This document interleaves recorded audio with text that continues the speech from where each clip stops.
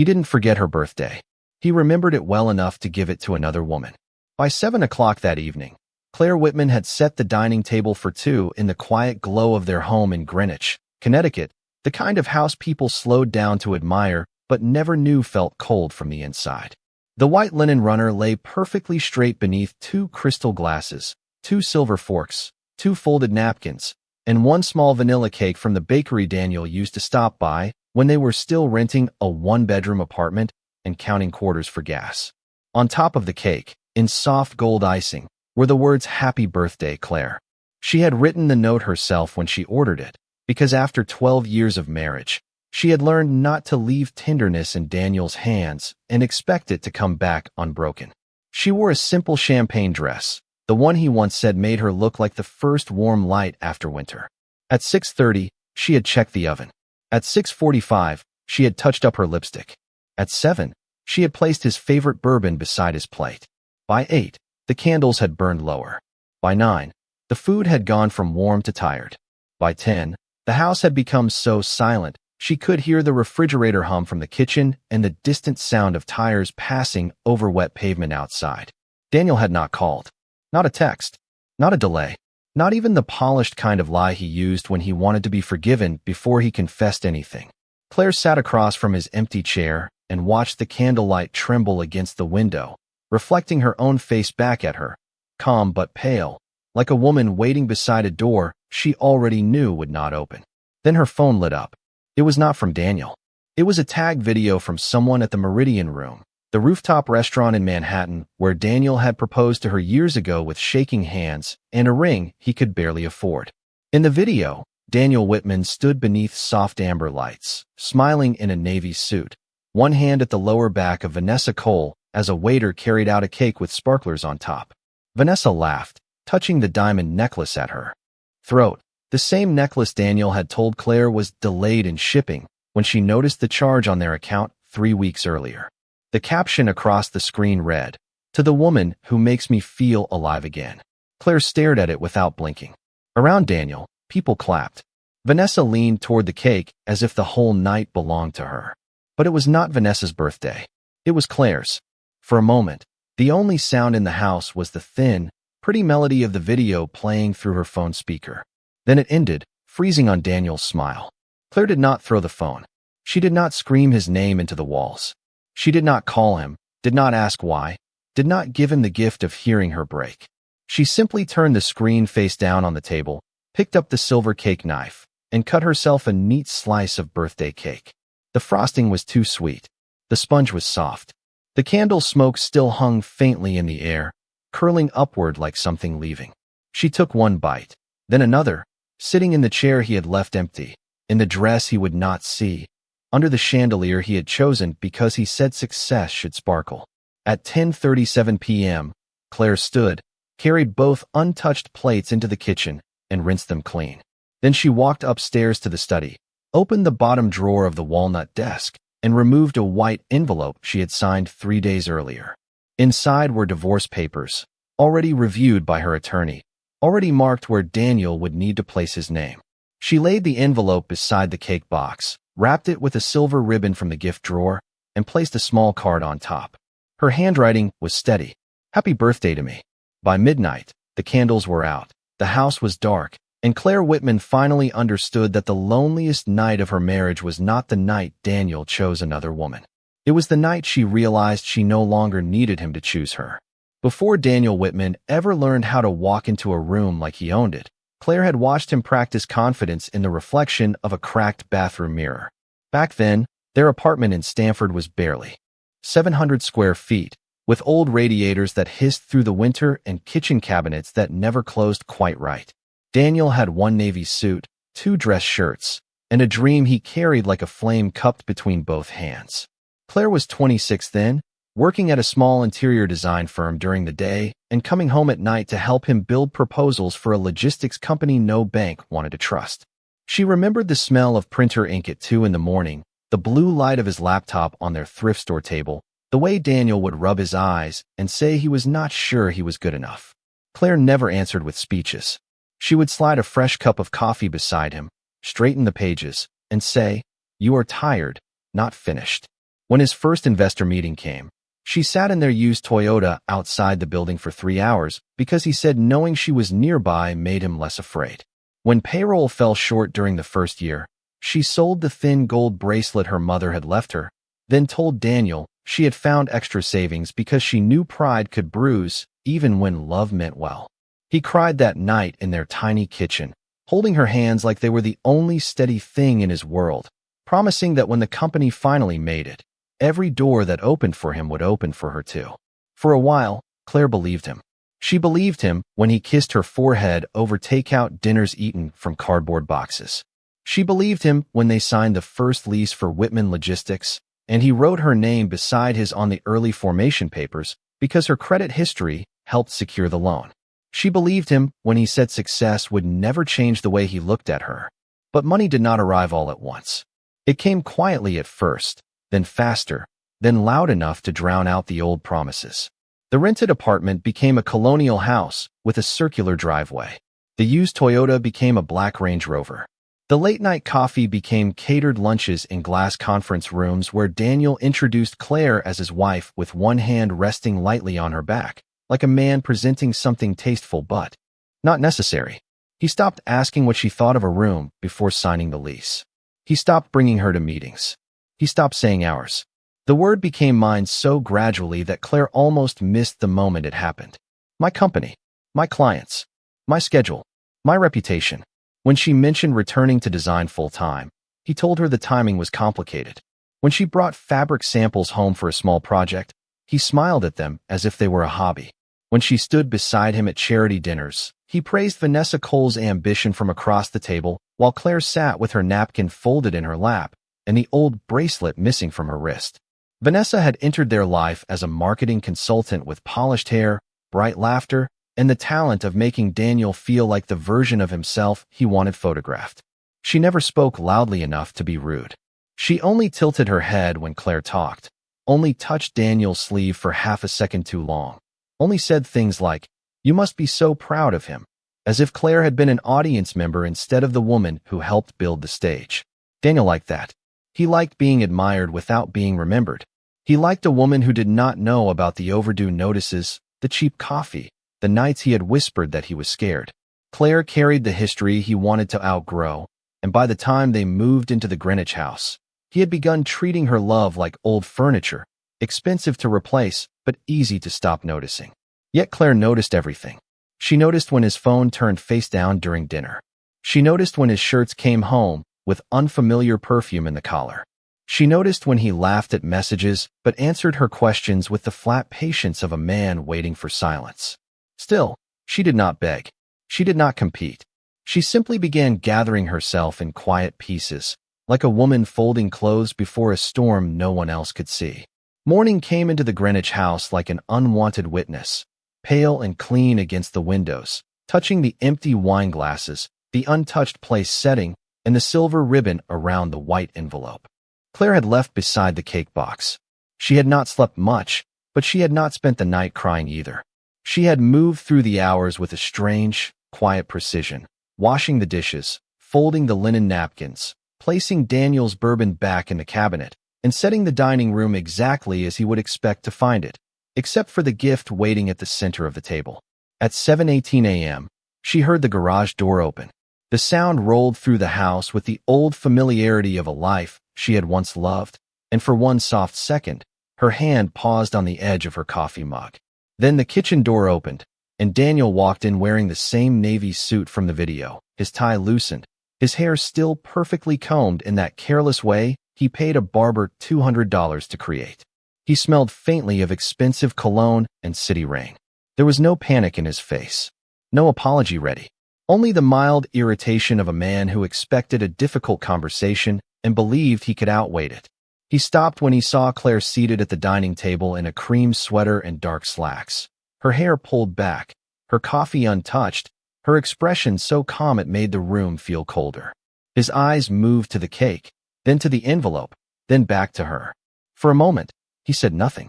Then he gave a small, practiced sigh, the kind he used with clients who needed to feel gently corrected. "Claire," he said, "I know how last night probably looked." She looked up at him. Not angry, not wounded in any visible way, just present. Daniel shifted, resting one hand on the back of the empty chair across from her. It was a business dinner. Vanessa had a rough week with the campaign launch, and I did not want to embarrass anyone by leaving early. The lie landed on the table between them, thin and polished, and Claire almost admired how little effort he believed she deserved. She reached for the small white gift box and slid it toward him. "Happy birthday," she said softly. Daniel blinked. "My birthday is in September." "I know." The faintest curve touched her mouth, but it was not a smile. "This one is mine." He stared at the box, then gave a short laugh, relieved by what he thought was drama turning theatrical. He pulled the ribbon loose with 2 fingers and opened the lid. Inside, resting on folded tissue paper, was a black fountain pen and a stack of legal documents clipped with a silver binder. The first page carried both their names. Petition for dissolution of marriage. Daniel's face changed only slightly, but Claire saw it. The small tightening around his mouth. The flash of insult before disbelief returned to cover it. "You cannot be serious," he said. Claire lifted her coffee and took one measured sip. "I signed my part yesterday." He looked down again, scanning the first page without really reading it, then tossed the papers lightly back into the box as if they were a menu he disliked. "This is ridiculous. You are upset. You saw something online, and now you are trying to make a point." "No," Claire said.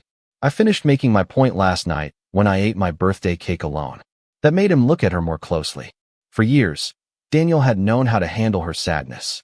He could soften his voice, touch her shoulder, promise a weekend away, and let time do the rest. But this was not sadness. This was the quiet after a door had already closed. He pulled out the chair and sat, lowering himself with the careful control of a man who wanted to seem reasonable. "And what exactly do you think happens after this? You walk away from this house, this life, everything we built, because I missed one dinner?" Claire looked toward the window, where early sunlight lay across the lawn in clean strips. "You did not miss dinner, Daniel. You replaced me at it." His jaw tightened. "Vanessa is not the issue. Then you should have no problem signing." The silence that followed was almost delicate. Somewhere upstairs, the heat clicked on. Daniel picked up the pen, turning it once between his fingers. He thought she was bluffing. She could see it in the way he leaned back, in the faint arrogance returning to his eyes. He believed the house would frighten her. The bank accounts, the invitations, the name Whitman printed beside hers on every envelope that mattered. He believed comfort had made her dependent because he had mistaken her patience for weakness and her grace for need. "Fine," he said at last, opening the documents to the marked page. "If this is what it takes for you to calm down, I will play along." Claire watched as he signed without reading the attached schedules, without noticing the early company shares listed in the property disclosure, without remembering the papers he had begged her to sign 12 years ago when Whitman Logistics was nothing but a rented office, a folding table, and a loan officer who trusted Claire's credit more than Daniel's promises. His signature moved quickly, impatient and bold. When he finished, he pushed the papers back toward her with the pen on top.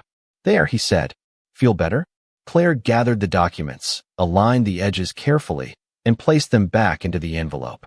She stood, smooth and unhurried. For the first time that morning, Daniel looked uncertain. "Where are you going?" he asked. Claire picked up her coat from the back of the chair and lifted a small overnight bag from beside the doorway, packed with only what she needed for the next few days. "Somewhere quiet," she said. He laughed once, but it came out too thin. "You will be back by the weekend." Claire paused at the kitchen entrance and looked at him, really looked at him, as if memorizing not the man she had loved, but the man who had taken that love and called it ordinary. "No, Daniel," she said. "I will be gone by lunch." Then she walked out through the same door he had entered, carrying the signed papers against her chest, like a gift finally returned to its rightful owner. By noon, Claire was no longer in the Greenwich house. She drove herself across the county line with one suitcase in the trunk, the signed papers on the passenger seat, and the radio turned off because silence felt cleaner than any song she could have chosen. The morning sky had cleared after the rain, leaving the Merritt Parkway washed in silver light.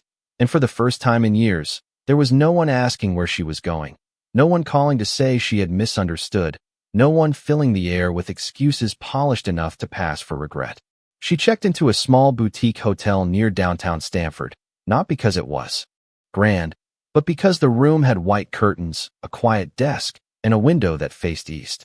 That was all she wanted that day. Light. Space. A door that locked from the inside. At 2:14 p.m., while Daniel was probably telling himself she would come back before dinner, Claire sat across from her attorney, Margaret Ellis, in an office that smelled of lemon polish and old paper. Margaret was in her 60s, with silver hair cut sharply at her jaw and the steady eyes of a woman who had watched too many men underestimate calm wives. She opened the folder, adjusted her reading glasses, and tapped one page with a red fingernail. He signed without asking about the founding shares? Claire nodded once. Margaret looked at her for a long moment, then exhaled through her nose. Almost a laugh, but not quite. Of course he did.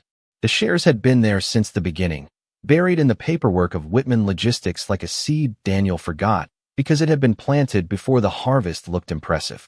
12 years earlier, when no lender trusted his projection sheets, Claire's credit score, savings history, and quiet reliability had made the first business loan possible. Her name had gone on early documents not as decoration, but as structure. She had signed guarantees. She had attended bank meetings. She had helped draft client proposals at midnight and answered phones from the apartment kitchen when Daniel was out trying to look more established than he was. Later, when money came in and lawyers replaced hope with contracts, Daniel had stopped remembering the scaffolding beneath him. But paperwork remembered. Signatures remembered. Equity remembered. Margaret slid the document across the desk. "This does not give you his company," she said. "It gives you the part that was always yours." Claire looked at the numbers, then at the line carrying her name, and felt no triumph. Only a deep, strange quiet. She did not want to ruin Daniel. She did not want to stand in a courtroom and tear apart the old years for strangers to weigh like evidence. She wanted what she had earned before love became a place where she disappeared. That evening, Daniel called 17 times. Claire watched his name bloom across her phone again and again while she sat at the hotel desk with her laptop open. She did not answer. At first, his messages were impatient, then offended, then soft enough to be tactical. "Claire, let us not make this ugly. You are emotional. Call me. We can handle this privately." She read each one without moving, then turned the phone face down beside a cup of black coffee gone cold. Outside, office lights blinked on across the street. People walked below carrying takeout bags, gym duffels, briefcases, entire lives moving forward without knowing hers had just split open and widened into something she could breathe inside. The next morning, Margaret called with interest from a private acquisition firm connected to Caldwell Group, a real estate and logistics development company expanding along the East Coast. They had reviewed the early Whitman Logistics documents months ago during a potential partnership evaluation and knew exactly what Claire's shares were worth. By Friday, Claire sat in a conference room on the 32nd floor of a Manhattan tower, wearing a charcoal coat over the same cream blouse she had packed in haste, facing 3 attorneys and a man named Ethan Caldwell. He did not enter loudly. He did not perform importance. He simply walked in, shook her hand, and said her name as if it belonged fully to her. The conference room windows looked out over the city, all steel, glass, and winter sun. While the attorneys discussed valuation, transfer rights, and minority protections, Ethan watched Claire with the kind of attention that did not feel like inspection. When the meeting ended, he asked one question. "What do you want after this is finished?" Claire could have said money, security, distance. Instead, she looked at the skyline and thought of every room where she had made herself smaller so Daniel could feel taller. Then she said, "I want to build spaces where women do not have to shrink to be loved." Ethan did not smile right away. He let the words settle, as if he understood they were not a slogan, but a wound turned into architecture. Then he placed his business card on the table and said, "When you are ready, I would like to hear what that looks like." Claire did not call Ethan Caldwell the next day. She carried his business card in the side pocket of her purse for almost 2 weeks, feeling its raised black lettering each time she reached for her keys, as if opportunity had weight and texture. During the day, she worked with Margaret Ellis to finalize the transfer of her founding shares, signed documents in quiet conference rooms, and answered messages from Daniel only through her attorney. At night, she stayed in the small Stanford hotel room with the east-facing window, opening her laptop on the desk and sketching again for the first time in years. Not for a client. Not for Daniel. Not for a house meant to impress neighbors who drove by too slowly. She drew rooms the way some women write letters they never send. A kitchen with morning light across white oak floors. A library with deep chairs angled toward the window instead of the television. A bedroom with no cold side waiting for someone who would not come home. Every line felt like a breath she had been holding since her 20s. On the 14th morning, she finally sent Ethan one email. No explanation, no dramatic gratitude, no polished attempt to sound more certain than she felt. Just a simple note with 3 sketches attached and 1 sentence. This is what I meant. His reply came 27 minutes later. Not a compliment, not a sales pitch, a meeting invitation. When Claire stepped into Caldwell Group's Manhattan office that Friday, she expected a formal review with assistants, attorneys, and the kind of men who discussed women's ideas as if translating them into something useful. Instead, Ethan was alone in a glass-walled room overlooking Bryant Park, standing beside a table where her sketches had been printed, enlarged, and arranged with care. He wore a charcoal suit without a tie, his sleeves buttoned, his expression focused. He did not make her wait. He did not ask about Daniel. He did not offer sympathy in the soft voice people used when they wanted pain to become conversation. He simply gestured to the first sketch and said, "Tell me why the hallway is wider than standard." Claire glanced at him, then at the drawing. "Because most luxury apartments make an entrance dramatic for guests," she said, "but narrow for the person who lives there. I wanted the first step inside to feel like relief, not performance." Ethan nodded once, as if she had confirmed something he had hoped was true. For the next hour, they moved through each drawing. He asked about materials, traffic flow, ceiling height, sight lines, storage, cost, and how a room could make someone feel safe without looking defensive. Claire answered carefully at first, then with growing steadiness. She spoke of linen, limestone, warm brass, built-in shelves, dimmable light, and furniture arranged so no woman would have to sit with her back to the door unless she chose to. Ethan listened without interrupting. Not the way Daniel used to listen, already preparing a better version of her sentence before she finished it. Ethan listened as if the space between her words mattered too. When she stopped, embarrassed by how personal it had become, he looked down at the largest sketch, a living room framed by soft walls and open windows, and said, "You are not designing apartments. You are designing permission." Claire felt something in her chest shift, not break, not heal completely, but move. A week later, Caldwell Group offered her a consulting role on a private residential concept. 3 months later, that role became creative director for a new division called Caldwell Living. She rented a small apartment of her own near the Hudson River, 780 square feet with uneven floors, tall windows, and a radiator that clanged at midnight like an old friend. She bought a used drafting table, a coffee maker, 2 linen curtains, and a single blue armchair she placed by the window because no one else had to approve it. Her mornings began before sunrise.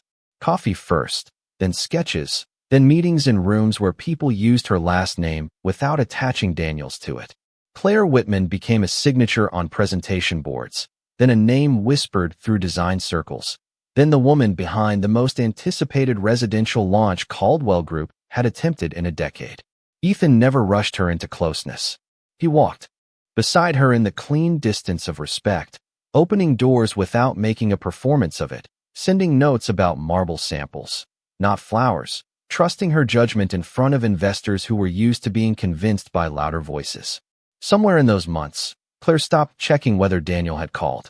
She stopped flinching when she passed restaurants with rooftop lights. She stopped wearing her old wedding ring on the thin chain beneath her blouse and placed it instead in a small velvet pouch at the back of her desk drawer. Not forgotten, not forgiven, simply no longer heavy enough to carry. By the time spring softened the city and the Hudson turned silver under morning sun, Claire could stand in a room she designed and recognize herself in it. Quiet, spacious, deliberate, and finally impossible to overlook. By early May, the city had begun to dress itself for money. Terraces opened above Manhattan streets. Black cars lined up outside glass towers, and invitations arrived in thick cream envelopes that felt less like paper than permission. Claire found hers on a Monday morning, resting on the corner of her drafting table between a limestone sample and a row of fabric swatches. Caldwell Group cordially invites you to the private unveiling of Caldwell Residences at the Meridian Grand. Beneath the embossed letters, in smaller type, was her name, Claire Whitman, Creative Director, Caldwell Living. She read it once, then again, not because she did not understand it, but because some part of her still remembered the woman who had once waited in a quiet dining room for a man who never came home. The Meridian Grand was not the same rooftop restaurant where Daniel had made his choice, but it belonged to the same world: polished elevators, marble lobbies, candlelit tables, skyline views, and people who measured importance by where a person stood when the cameras turned. For months, Claire had designed every inch of the launch experience. She chose the warm ivory walls because cold white made luxury feel like a museum. She lowered the lighting near the entrance so guests would step inward more slowly. She insisted on wide walkways, soft seating, and floral arrangements that did not block anyone's view across the room. Nothing was accidental. Not the brass railings. Not the scent of cedar and orange blossom in the air. Not the way the main stage rose only 12 inches from the floor, close enough to feel human, elevated enough to be undeniable. Ethan trusted her with it all. When investors asked why the project felt less flashy than expected, he simply said, "Because Claire understands what people come home to when the party ends." She did not know Daniel would be there until 10 days before the gala, when Ethan stepped into her office carrying a guest list marked with discreet yellow tabs. His expression was careful, but not pitying. "Whitman Logistics requested a seat at the sponsor table," he said. "They are pursuing a regional partnership tied to our distribution contracts." Claire looked at the name printed halfway down the list. Daniel Whitman. +1. The room went very quiet. Outside her office window, the Hudson moved in a long gray ribbon beneath the afternoon light. She could have asked Ethan to remove him. One sentence, and Daniel would have been told the event was at capacity, that schedules had shifted, that access was no longer available. Ethan would have done it without asking why. But Claire rested her fingertips on the guest list and felt no rush of panic, no shaking anger, no old need to disappear before being seen. Daniel had once controlled the rooms she entered by deciding whether she belonged in them. Now she had built the room. "Leave him on the list," she said. Ethan studied her for a moment. "Are you sure?" Claire looked at the floor plan pinned to the wall, at the seating chart, at the precise place where Daniel would sit beneath the stage lights, close enough to see her name when it appeared on the screen. "Yes," she said. "He wanted a seat. We will give him one." After that, the final preparations took on a quieter gravity. Claire reviewed menu cards, adjusted table spacing by 6 inches, approved a custom projection sequence, and replaced the centerpieces at the front tables with lower arrangements so no one in that section could hide behind flowers. She did not do it out of cruelty. She did it because truth deserved a clear view. Meanwhile, Daniel's emails to Caldwell Group grew warmer, almost eager. His company had lost 2 major clients since the divorce, and the industry had noticed. Vanessa's campaign work had brought attention, but not stability. The board wanted reassurance. Daniel needed an alliance, and Caldwell Group had the contracts, properties, and investor confidence he could not afford to lose. He accepted the invitation within 12 minutes. The night before the gala, Claire stood alone in her apartment near the Hudson, her black dress hanging from the closet door. It was simple, sleeveless but modest, cut with clean lines, falling just below the knee, the kind of dress that did not ask for attention because it expected it to arrive on its own. On her desk lay the velvet pouch holding her old wedding ring. She opened it, looked at the narrow circle of metal, then closed it again and placed it in her evening bag. Not as a memory, not as a wound, as a receipt. In the morning, sunlight crossed her drafting table, touching the final floor plan for the Meridian Grand. Daniel would walk into that room believing he was there to save what was left of his empire. He would not know that every light above him, every camera angle, every path leading to the stage had already been chosen by the woman he thought he had left behind. The Meridian Grand glowed above 42nd Street like a private constellation, its brass doors opening and closing beneath a line of black cars that released investors, architects, editors, and men who spoke into phones as if the city owed them an answer. Claire arrived before the first guests, entering through the side lobby with her garment bag already empty, her black dress smoothed beneath a tailored ivory coat. The ballroom was still in its quiet hour, that fragile moment before music and conversation turn a room into theater. Staff moved softly between tables. Candles waited unlit in hurricane glass. The projection screen above the stage held a pale gold image of the Caldwell residence's logo, and every chair at the front had been placed exactly where she wanted it. Claire stood near the back for a moment, looking at the space not as a designer checking her work, but as a woman listening to a room breathe. It felt warm, open, unafraid. At 7:30, the doors opened.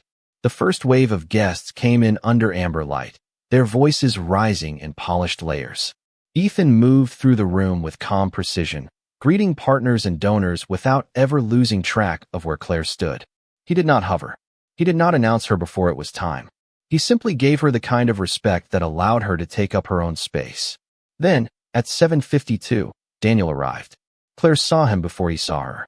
He stepped through the entrance in a dark suit, shoulders squared, face arranged into the confident expression he had used for boardrooms, wedding photographs, and lies told over breakfast. Vanessa Cole entered beside him in a red dress bright enough to pull eyes from across the room, one hand resting lightly on his arm, the diamond necklace at her throat catching the light with every step. Claire recognized it immediately. There was no pain this time, only recognition, the way a person might notice furniture from a house they no longer lived in. Daniel paused near the host table, accepted his place card, and looked around with the sharp hunger of a man measuring who mattered. Then his eyes found Claire. The moment was small, almost invisible to anyone else, but she saw the break in him. A flicker of surprise, then calculation, then the old reflex to reduce what he could not understand. Vanessa noticed his pause and followed his gaze. Her smile sharpened. "Well," she said when they reached Claire, her voice sweet enough to pass in public. "I did not realize you were working events now." Daniel gave a quiet laugh, not loud, not cruel enough to be challenged, but familiar enough to be remembered. Claire always had an eye for table settings, he said. A lesser version of herself might have explained. A younger Claire might have reached for proof, for credentials, for the nearest person with authority to correct them. But this Claire only looked at Vanessa's necklace, then at Daniel's hand resting protectively over a life already slipping through his fingers. The room hummed around them. Glasses chimed. A photographer passed behind Daniel. Claire folded her hands in front of her and said, "I am glad you found your table." Vanessa tilted her head. "That is it. No welcome speech." Claire's gaze moved briefly toward the front row, where Daniel's name card sat under the clean wash of the stage lights. "Your seat is near the front," she said. "You will not miss anything." Something about the sentence made Daniel smile thin. He glanced toward the stage, then back at her, searching for the angle, the hidden insult, the desperate plea he still believed must be waiting beneath her composure. There was none. Only Claire, standing in the room she had shaped, wearing no large diamonds, no bright colors, nothing designed to compete with the woman beside him. She did not need to compete with Vanessa because Vanessa was still playing a game Claire had already left. Daniel lowered his voice. "I heard you have been consulting. Good for you." The words were polished, but his eyes moved over her dress, her calm, the staff who nodded to her as they passed. He was trying to place her in a category small enough to survive. Claire gave him a quiet smile. "Thank you. I heard you were looking for a partnership." His expression tightened by half a breath. "Business is business," he said. "Of course," Claire replied. "That is why details matter." Before he could answer, Ethan appeared beside her, not with possession, not with performance, but with perfect timing. Daniel straightened.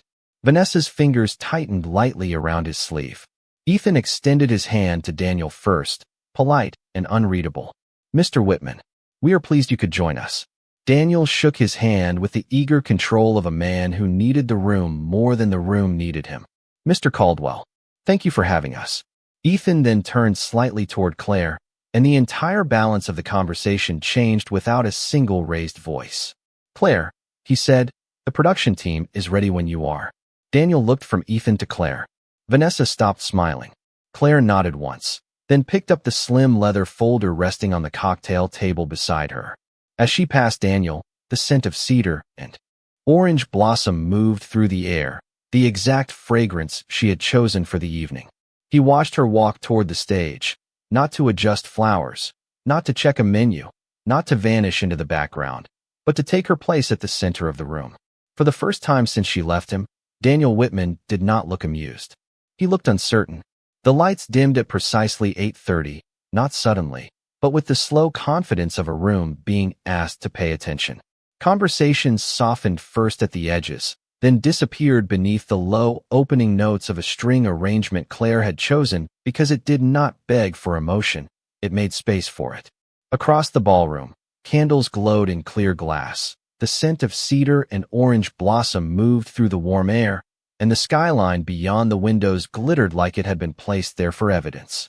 Daniel sat in the front section with Vanessa beside him, his posture too straight, his hands folded on the table as if still trying to look like a man in control of the evening. Vanessa touched the diamond necklace at her throat once, then again, but the gesture no longer looked elegant. It looked like a question she did not want answered. On the screen above the stage, images of Caldwell residences appeared in a slow sequence. Quiet entryways, open kitchens, sunlit bedrooms, reading corners, terraces wide enough for morning coffee, and living rooms that seemed to hold silence without making it lonely. The audience watched with the stillness that comes when people stop evaluating and start feeling. Daniel's eyes narrowed. He recognized the style before he understood the authorship. He had seen Claire draw that kind of light on napkins, on the backs of envelopes, in the margins of his old investor packets while he talked about truck routes and warehouse leases. He had called it pretty once, in the dismissive tone of a man complimenting something he did not value. Now an entire ballroom of investors sat in reverent silence before it. Ethan stepped onto the stage first. He wore no showy smile, no grand flourish, only the calm of a man who knew that true power did not need to arrive loudly. He welcomed the room, thanked the partners, and spoke briefly about the future of residential design, about homes built not merely to impress, but to restore. Then he paused, and the screen behind him shifted to a single image, a wide hallway washed in morning light. Daniel stopped moving. Claire had drawn that hallway. He knew it. Somewhere in the old house, before he stopped looking over her shoulder, she had sketched something almost exactly like it while waiting for him to come home from a late meeting. Ethan turned slightly toward the side of the stage. But tonight, he said, this project does not belong to a corporation alone. It belongs to the woman who taught us that luxury without peace is only decoration. Ladies and gentlemen, Claire Whitman, creative director of Caldwell Living. For half a second, the room held its breath. Then applause rose, full and immediate, filling the ballroom with a sound Daniel had once believed belonged only to people like him. Claire walked onto the stage without rushing. Her black dress moved cleanly at her knees. Her hair was swept back, and the folder in her hand was slim enough to be mistaken for nothing important. She did not look at Daniel first. She looked at the room, at the designers who had worked late with her, at the investors who had challenged her numbers, at the staff standing near the back with quiet pride. Then, finally, her gaze passed over the front tables and found him. It was not a stare. It was worse. It was recognition without attachment. Daniel's face had gone pale beneath the amber light. Vanessa's smile had vanished completely. Around them, people stood, applauding now, and Daniel had to rise with them because remaining seated would have made his shock visible. His hands came together once, twice, stiffly, while every person he had hoped to impress honored the woman he had spent years making smaller. Claire reached the center of the stage, and Ethan stepped back, not beside her as a rescuer, not in front of her as a shield, behind her, by choice, where the room could see that he trusted her to speak for herself. Claire opened the folder and gave a short welcome, her voice steady, warm, and clear. She spoke of space, as memory, of homes that should not ask people to perform happiness, of design that begins with dignity. No bitterness entered her words. No private history spilled into the room. That made it more powerful. She did not need to expose Daniel. The contrast did it for her. Then Ethan returned to the microphone for the final announcement, and the energy in the ballroom shifted again. Caldwell Group, he said, is proud to confirm the acquisition and integration of key founding equity formerly attached to Whitman Logistics, completing a strategic expansion that will support distribution across our East Coast residential portfolio. A polite murmur moved through the room. Daniel went completely still. The phrase landed slowly, then all at once. Founding equity, Whitman Logistics, acquisition, Claire's shares, the papers he had signed without reading. The part of the company he had forgotten because it had carried her name before the company carried his pride. Ethan continued, measured and gracious, explaining the partnership structure in language clean enough for investors and sharp enough for Daniel to understand. No one mentioned betrayal. No one mentioned the birthday dinner. No one mentioned Vanessa's necklace catching the light against her throat. But Daniel understood. The room he had entered to save his future had been designed by Claire, funded in part through the value he once dismissed, and now controlled by people who saw her clearly. Vanessa leaned toward him and whispered something, but he did not answer. His eyes were fixed on Claire, standing beneath the gold light, not triumphant, not cruel, not waiting for his regret to feed her. She looked free, and that was the one thing he had never prepared himself to see. After the applause faded, the ballroom did not return to what it had been. Something invisible had shifted, like a picture frame straightened after years of hanging crooked. People moved toward Claire with open hands and bright eyes, not because she had once been Daniel Whitman's wife, but because she had become the woman whose work had changed the temperature of the room. Investors asked about the next phase. Editors requested interviews. A senior architect from Boston told her that the hallway concept made him think of his mother's old house, and Claire smiled because that was the kind of compliment no award could replace. Ethan stayed nearby without claiming the moment, stepping in only when someone tried to pull her into a conversation about numbers before she had finished receiving praise for the soul of the project.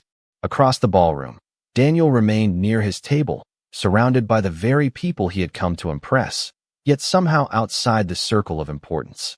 Vanessa stood beside him, her red dress vivid under the lights, the diamond necklace at her throat suddenly looking less like a trophy and more like something borrowed from a story that no longer wanted her in it. She whispered again, asking what Ethan had meant by founding equity, asking why Claire's name was connected to Caldwell's expansion, asking why Daniel had not told her. Daniel did not have an answer that would make him look powerful. He only had the truth, and the truth had never been dressed for him before. Near 10 o'clock, guests began drifting toward the terrace for coffee and dessert. The spring air outside was cool, carrying the sound of traffic from far below and the clean metallic shimmer of Manhattan at night. Claire stepped away from the crowd for one quiet minute, standing near the hallway that led to the private elevators. Her evening bag rested against her wrist, heavier than it looked because inside it was the small velvet pouch she had carried from her apartment. She had not planned a speech for Daniel. She had no wish to make a scene, no need to cut him with clever words in front of strangers. Some endings deserved privacy, not because the person receiving them had earned mercy, but because the person giving them had outgrown spectacle. She heard his voice before she saw him. Claire. It was softer than it had been that morning months ago, stripped of its easy command. She turned. Daniel stood several feet away, his face tired beneath the careful grooming, his confidence thinned to something almost human. For the first time in a long time, he looked less like a man who had everything and more like a man, realizing he had spent years standing in rooms built by someone else's faith. We should talk, he said. Claire looked past him for a moment. Vanessa stood near the ballroom entrance, watching, arms folded loosely, no smile left to sharpen. Daniel took a step closer, then stopped when Claire did not move. I did not know, he said, about the shares, about Caldwell, about any of this. No, Claire said gently. You did not. The words were not cruel. That made them harder to bear. Daniel swallowed, glancing toward the ballroom where Ethan was speaking with a group of investors under the warm lights Claire had chosen. You changed, Daniel said, as if the sentence might explain the distance between them. Claire lowered her eyes for half a second, not with sadness, but with memory. The tiny apartment in Stamford, the printer ink, the bracelet sold without ceremony, the empty birthday table, the white envelope tied with silver ribbon. Then she looked back at him. No, she said. I returned. Daniel's mouth opened, but nothing useful came out. Maybe they could have talked all night and still found only ashes where apologies should have been. Maybe he wanted forgiveness. Maybe he wanted access. Maybe, for one late and fragile moment, he wanted the woman who used to sit beside him in a used Toyota and make him believe he was not finished. But Claire was no longer in the business of lending herself to men who only valued shelter once they felt rain. She opened her evening bag, removed the velvet pouch, and untied it with calm fingers. Inside was her old wedding ring, The narrow circle of metal she had worn for years, then carried for months, not as hope, but as proof that she had survived the version of love that required her to disappear. Daniel stared at it. Claire placed the ring in his open palm. His fingers closed around it slowly, as if it were colder than he expected. "I kept this until I understood what it meant," she said. "It was not a promise anymore. It was a receipt for the woman I used to be." Daniel looked at her then, truly looked, perhaps for the first time without trying to decide what she was worth to him. "I am sorry," he said. The apology arrived late, small but real. Enough to be heard. Claire accepted it with a nod, not because it repaired anything, but because she no longer needed to reject every piece of him to be free. "I hope you learn to mean that before someone else has to leave," she said. The private elevator opened behind her with a quiet chime. Ethan stood inside, one hand lightly holding the door, his expression patient, asking nothing with his eyes except whether she was ready. Claire stepped toward him, then paused once more and looked back at Daniel. "Happy birthday to the version of me who survived you." Then she entered the elevator. Ethan did not touch her until the doors began to close, and even then it was only a gentle hand near her shoulder, steady as a horizon. Daniel remained in the hallway, the ring resting in his palm, Vanessa watching from the doorway, the ballroom glowing behind him with the success of a woman he had mistaken for background. As the elevator descended, Claire saw her reflection in the brass doors. Black dress, calm eyes, no ring, no trembling hands. She had not won him back. She had not needed to. He had given another woman one shining night, but Claire had given herself the rest of her life.